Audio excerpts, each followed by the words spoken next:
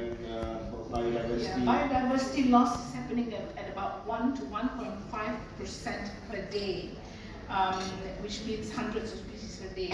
Yang Tuan sebutkan tu memang very important, but you know what is the most worrying loss we are having is actually insects.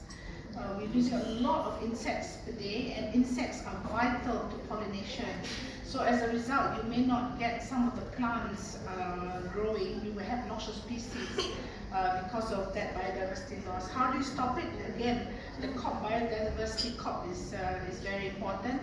And there's a strategy in the last biodiversity COP in Montreal, looking at can we reduce 30% loss of 30% loss by 2030. So I think a lot of the member states have signed up to that. In Malaysia, it's very complicated. Sebab you have state and then you have federal law.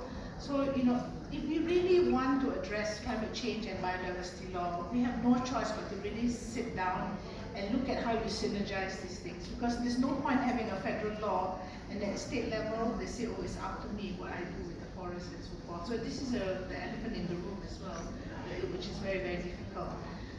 One thing that you can do is stop using pesticides. I keep telling KKM, stop doing fogging, because you not only kill dengue, you kill virus, mosquito, you kill every other insect that's there as well. So how do you build more community awareness on the risk of dengue? Making sure people takkanlah you tak boleh even examine your own compound to look whether there's water containers that are potential breeding grounds and so forth. So why are you waving?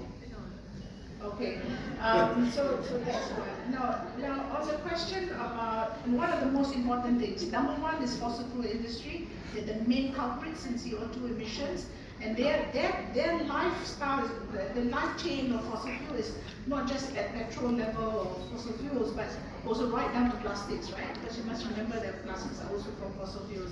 How do we really push for them to start looking at greener energy, making sure that we go to renewables?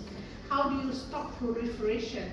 Whatever is now happening, we cannot say you're going to stop immediately. No, you can't, because you still need energy. There are some countries that don't even have energy.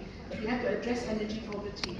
But what we can do is stop proliferating. Don't go and explore new areas. Use whatever you have while rapidly scaling up technology so that you can go into renewables very quickly. The second largest is actually agriculture.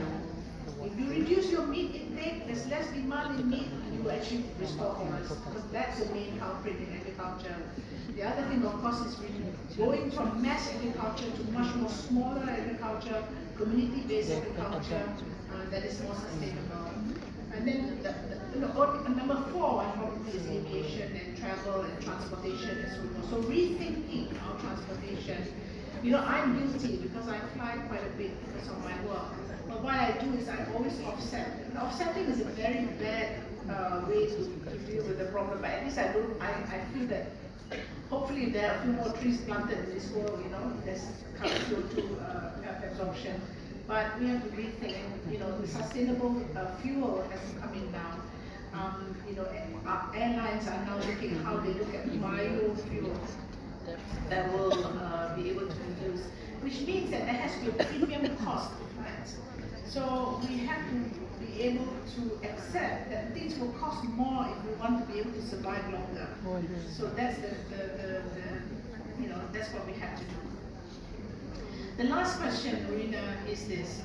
There's actually some, interestingly, I actually am on the Global Future Council for the World Economic Forum on responsible resource use. And we're coming up with a report from the Global Battery Alliance to look at how do you have circularity of batteries itself. And I think that's the way forward, to look at how you recycle the material in batteries. At the moment, the worry with electric vehicles is that the extraction of some of these minerals can have human rights violations and other planetary damage because it may encroach onto indigenous lands and so forth.